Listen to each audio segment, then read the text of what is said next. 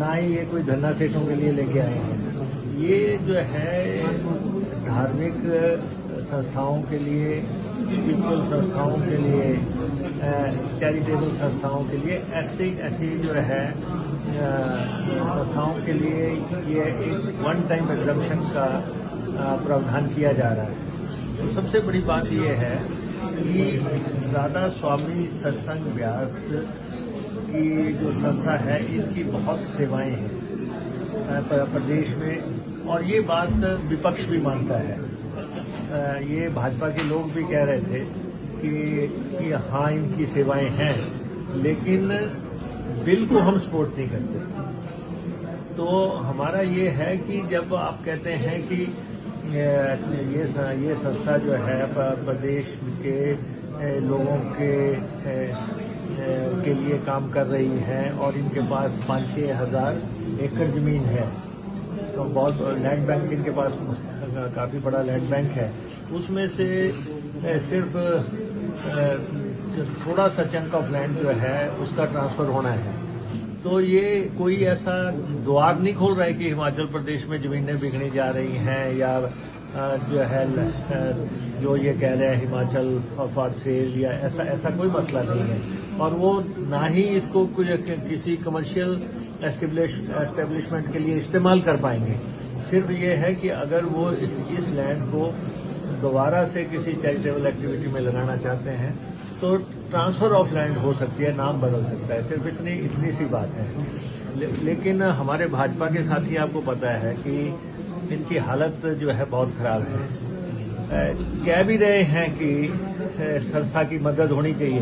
पंजाबी में वो कहते हैं ना कि नचना तक कुंडका नू पाना, कि अगर देना ही है तो फिर दे दो। मान आप भी रहे हैं कि उनको देने में कोई बुराई नहीं है, लेकिन हम बोलेंगे नहीं जी। तो हम गवर्नमेंट में हैं, हम in the larger interest of the state काम कर रहे हैं, और हमने पूरा अध्ययन करने के बाद कैबिनेट में ये मसला बड़े लंबे अरसे घंटों तक डिस्कशंस हुई। उसके बाद उनकी सेवाओं को देखते हुए ये फैसला लिया है, और इसका जमीन के बेचने के साथ कोई सरोकार नहीं है, पूंजीपतियों के साथ कोई सरोकार नहीं है। और ये क्यों बोल रहे हैं, जब इनकी सरकार थी 1-1 रुपए लीज पे कितने लोगों को जमीनें दे दी। बद्दी में 1 रुपए पे जो है हजारों जो है कनाल जमीनें जो है लुटा दी गई, कितनी फैक्ट्रियों को दे दी गई।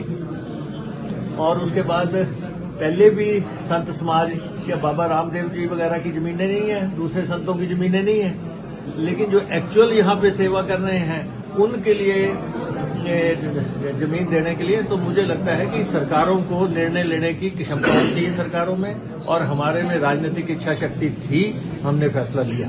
देखिए, कैबिनेट सब कमेटी उसी पे वर्क कर रही है। 4 पोस्ट कोड का मसला हमारे सामने है। हमने आज डायरेक्शंस दी है कि आप एक तो हमारे पास पहले जो नीट को लेके सुप्रीम कोर्ट का ऑर्डर जो है, जजमेंट जो है, उसमें एग्जैक्टली उन्होंने क्या कहा है उसका ब्लैक एंड व्हाइट में जो है कमेटी के समक्ष रखें कि वो ऑर्डर क्या कहता है, क्योंकि उसमें पर्चा रद्द नहीं किया गया। और ये कहा गया कि कुछ बातें उन्होंने उसमें रखी हैं कि इनको आधार रखते हुए फैसले होने चाहिए। हमने कहा कि जो बातें सुप्रीम कोर्ट ने कही है उसकी लाइट में आप हमारे पास रखें। सेकेंडली, हमने विजिलेंस को ये कहा है कि आप हमें स्पष्ट तौर पे बताएं कि कितने लोगों के खिलाफ केस है। जैसे विजिलेंस कह रहा है कि 7 लोगों के खिलाफ केसेस है, 28 लोग टोटल नामजद बनते हैं, 2500 के आसपास बच्चों के पेपर्स का सवाल है, 25,000 के आसपास ने पेपर दिया है।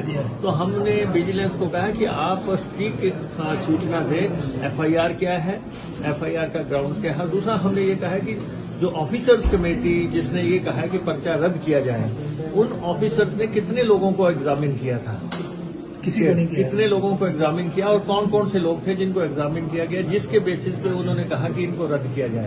तो ये तीनों जो है नेक्स्ट मीटिंग हमारी जो है कमेटी के आगे वो ले आएंगे, किसी भी समय ले आएंगे ये तीनों चीजें। अगली मीटिंग आपकी 1 महीने की डेडलाइन के अंदर ही है। हमने नेक्स्ट कैबिनेट में लेके जाना है ये, जो भी नेक्स्ट कैबिनेट होगी उसमें ये फुल फ्लैज मसला जाएगा और इस पर हम डिसीजन कर देंगे।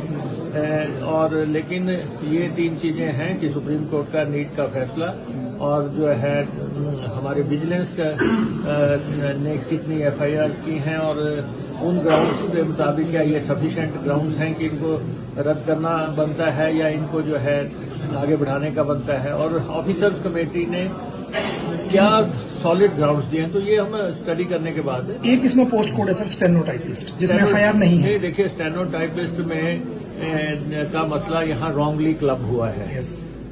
हमने देखा कि उसमें ये है कि जो टाइपिंग टेस्ट की बात की गई है कि उसमें टाइम फ्रेम तय नहीं किया गया था, तो टाइपिंग तो दोबारा भी करवाई जा सकती थी कि अगर आपको लोगों को उन सबको बुला के एक शेड्यूल टाइम में टाइपिंग टेस्ट किया तो काफी इसमें कमियां पेशियां हैं, लेकिन हम फाइनलिटी की तरफ बढ़ रहे हैं।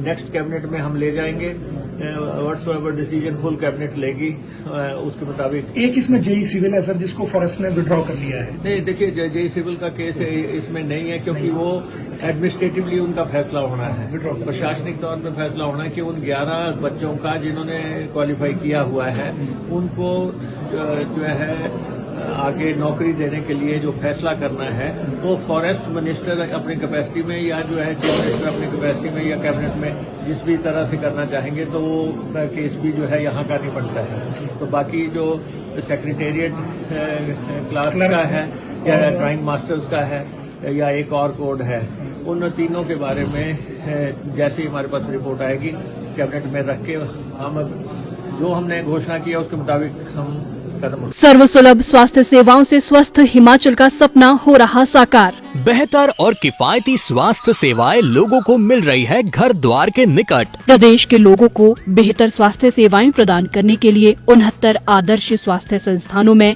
1-1 करोड़ रुपए से अत्याधुनिक मशीनरी स्थापित कर 6 विशेषज्ञ चिकित्सक नियुक्त किए जा रहे हैं। डॉक्टर राधा कृष्णन राजकीय चिकित्सा महाविद्यालय हमीरपुर के जोल सप्पड़ में 400 करोड़ रुपए की लागत से बनाए जा रहे नए परिसर में लगाई जा रही है विश्व स्तरीय मशीनें। मरीजों की सुविधा के लिए उपलब्ध होंगे 292 बिस्तर, 42 करोड़ 90 लाख रुपए के IGMC शिमला चिकित्सा महाविद्यालय चंबा के 10 करोड़ 38 लाख रुपए और डॉक्टर राजेंद्र प्रसाद राजकीय आयुर्विज्ञान महाविद्यालय टांडा के 10 करोड़ 27 लाख रुपए के ट्रॉमा सेंटर्स को किया गया जनता को समर्पित। श्री लाल बहादुर शास्त्री राजकीय चिकित्सा महाविद्यालय नेरचौक में स्थापित की जाएगी MRI मशीन। अभी हमने डिपार्टमेंट ऑफ इमरजेंसी मेडिसिन को नया स्वरूप दिया है, कैजुअलिटी का नाम भी बदला है और पर डॉक्टर कहा कि ये 8 घंटे ड्यूटी देगा। हमने कहा world class doctor patient ratio होना चाहिए, स्टाफ नर्स पेशेंट रेशो होना चाहिए।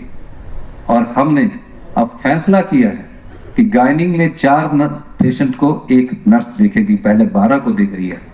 ICU में 1 नर्स 1 ही पेशेंट को देखेगी। तकरीबन हम 900 स्टाफ नर्सेस की भर्ती करने जा रहे हैं और 200 डॉक्टरों की भर्ती करने जा रहे हैं और तकरीबन SR, MD और जो DME और जो एसोसिएट प्रोफेसर, असिस्टेंट प्रोफेसर, इन सब की पद भरने के हम इन 6 महीने में फैसले करने जा रहे हैं। मुख्यमंत्री ठाकुर सुखविंदर सिंह सुक्खू के प्रयासों से स्वस्थ हिमाचल का सपना हो रहा साकार। सूचना एवं जनसंपर्क विभाग हिमाचल प्रदेश सरकार द्वारा जनहित में जारी।